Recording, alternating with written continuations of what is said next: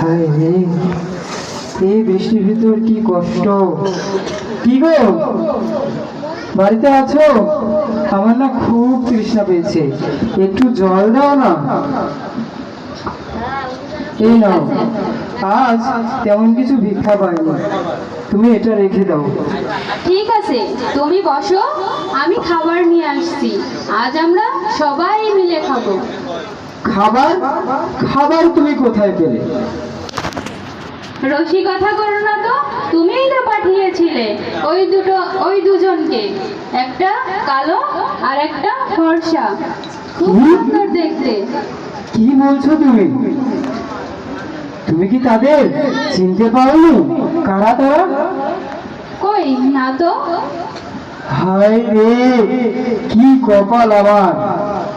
তুমি যে সেদিন গীতার শ্লোক কেটে দিলে, ভগবান যে মিথ্যা নয়, শ্রীমৎ ভগবত যে গীতার যে মিথ্যা কথা নয়, তারই প্রমাণ দিতে আজ দুই ভাই জগন্নাথ আর বলরাম এসেছিলেন আমাদের বাড়িতে।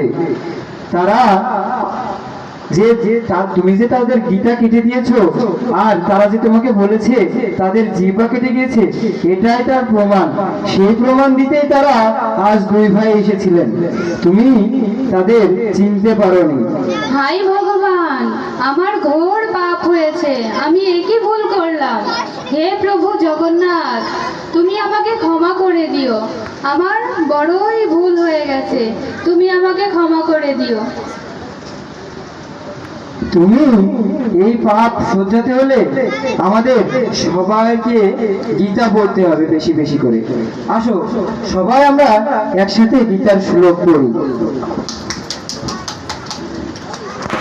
অনন্য চিন্তয়ন্ত মাম যে জন বুর্জুপাসতে তেষাং নিত্যয়ভিযুক্তানাং জগক্ষেমং মহিমায়হম।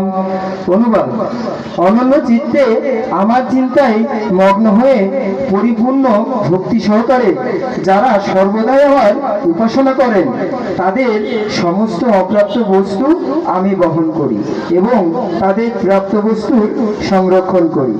চলো সকলে মিলে একটু হরিনাম করি, তাহলে হয়তো এই পাপ থেকে আমরা উদ্ধার হতে পারবো। হরে কৃষ্ণ কৃষ্ণ কৃষ্ণ হরে হরে, হরে রাম রাম রাম হরে হরে, হরে কৃষ্ণ কৃষ্ণ কৃষ্ণ হরে হরে, হরে রাম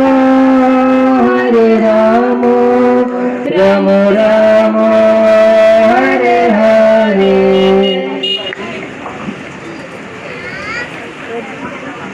হলেন আর হরিনামের মাধ্যমে তাদের পুরো পরিবার উদ্ধার হলেন। এভাবেই সমাপ্তি হলো গীতা পান্ডা। হরে কৃষ্ণ। তো হরে কৃষ্ণ।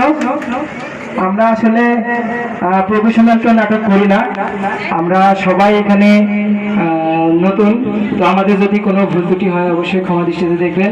সবাইকে হরে কৃষ্ণ, ধন্যবাদ।